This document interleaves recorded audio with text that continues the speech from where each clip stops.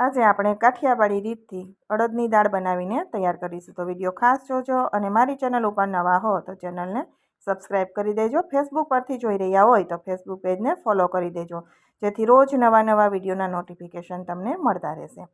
અહીંયા આપણે 1 કપ 1 વાટકી જેટલી અડદની દાળ લીધી છે। અડદની દાળને આપણે પાણી નાખી અને સરસ રીતે ધોવાની છે।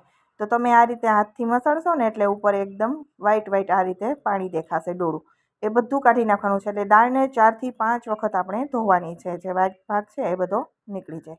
સરસ ક્લીન પાણી થાય પછી જ આપણે એને બાફવા માટે કુકરમાં નાખવાની છે। તો અહીંયા દાળને મેં 5 વખત ધોઈ અને પછી આપણે હવે ધોયેલી દાળને કુકરની અંદર નાખી દઈશું। હવે દાળ બફાય એટલું આપણે એની અંદર પાણી નાખવાનું છે। તો અહીંયા હું 1.5 ગ્લાસ ભરી અને પાણી નાખું છું। સ્વાદ પ્રમાણે આપણે મીઠું નાખી દઈશું અને બાફવામાં આપણે હળદર નાખી દઈશું, જેથી દાળ એકદમ સરસ એવો કલર આવી જાય। સાથે આપણે ચમચી જેટલું તેલ નાખી દેવાનું છે અને કવર કરી અને આપણે ગેસની ફ્લેમ લો ટુ મીડિયમની વચ્ચે રાખવાની છે અને 4 વિસલ લગાવવાની છે। 4 વિસલ થઈ જાય, એનું પ્રેશર આઉટ થઈ જાય ત્યાં સુધી આપણે કુકર ખોલીશું નહીં। અહીંયા 4 વિસલ મારે થઈ ગઈ અને પછી પ્રેશર પણ નીકળી ગયું ત્યારે આપણે ખોલી છે। હવે પાણી છે એ બિલકુલ નથી અને દાળ છે એ ચેક કરી લઈએ કે બફાઈ ગઈ છે કે નહીં। આ રીતે આંગળીથી તમે જુઓ તો તરત મેશ થઈ જાય છે, એટલે કે આપણી દાળ બફાયેલી છે। હવે આપણે ચમચાથી જ મિક્સ કરી દઈશું, જેથી આપણી દાળ છે ને એ સરસ એવી બાફેલી હોય એવી અધકચરી રહેશે। ઘણા લોકોને બ્લેન્ડર પણ મારતા હોય છે, વિસ્કર મારીને મિક્સ કરતા હોય છે। તો તમને એ રીતે દાળ ગમતી હોય એક સરખી રસ થઈ જાય એવી તુવેરની દાળની જેમ તો કરવાનું, પણ તો અમારા ઘરમાં એવી રીતે નથી કરતા। અમે અડદની દાળ છે એ થોડી લાગવી જોઈએ કે આ દેખાતો દાણો હોય એ રીતે અધકચરી હોય, જે બફાઈ ગયેલી આપણે કુકરમાં હોય એ જ રીતે રહેવી જોઈએ। એટલે હું આ તમે જોઈ શકો છો, આ તો પરફેક્ટ કન્સિસ્ટન્સી છે। એટલે આપણે ફરી એક મોટો ગ્લાસ ભરી અને પાણી નાખી દીધું છે અને અત્યારે જે દાળ છે ને એ તમને હું બતાવીશ, એટલે તમને ખબર પડશે કે આ રીતે અમારા ઘરમાં ખવાય છે। એટલે મેં એને બ્લેન્ડર કે કોઈ વિસ્કર લગાવ્યું નથી, ચમચાથી મેશ કરી દીધી છે।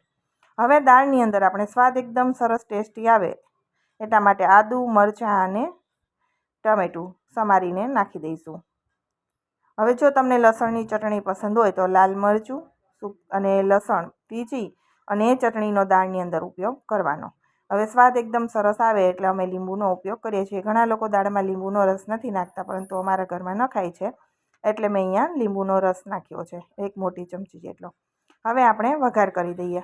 વઘાર માટે 1 જ ચમચી તેલ લઈશું। અડદની દાળમાં બહુ વઘારમાં તેલ પણ હોતું નથી। તેલ ગરમ થાય એટલે રાઈ, મેથી અને જીરું નાખી દઈશું। મેથી દાણા થોડાક નાખવાના છે, જેથી સુગંધ એકદમ વઘારની સારી આવે।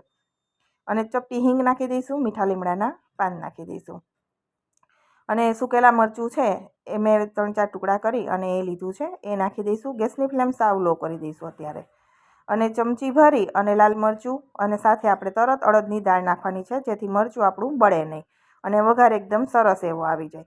તો આ રીતે દાળનો વઘાર કરી દઈશું। અને અડદની દાળ છે એમાં ઘણું બધું ધ્યાન રાખવા જેવું હોય છે સિમ્પલ, પરંતુ જો તમે એનો વઘાર છે એ બહુ સિમ્પલ હોય છે, વધારે પડતા તામઝામવાળો વઘાર હોય તો અડદની દાળ છે એ આપણને ટેસ્ટમાં ભાવે નહીં। બીજી દાળ કરતાં આપણે અડદની દાળનો વઘાર એકદમ સાદો જ હોય છે। હવે વઘાર થઈ જાય પછી આપણે જે કુકરમાં ચોટેલી દાળ હતી એમાં પાણી નાખી એ પણ આપણે લઈ લઈ।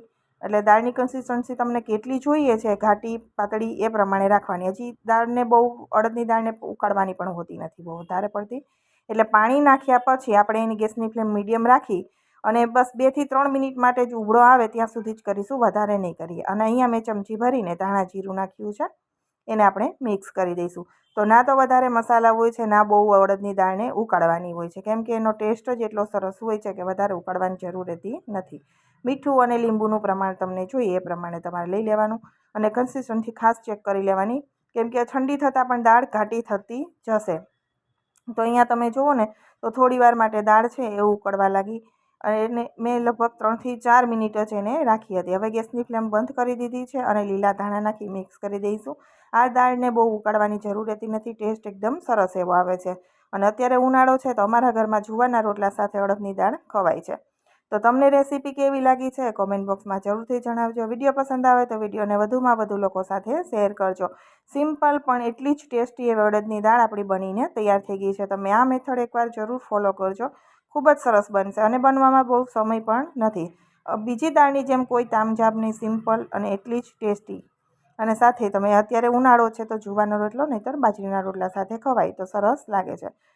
તો ફરી મળીશું આવા જ નવા વિડીયો સાથે. આવજો, બાય બાય, ટેક કેર.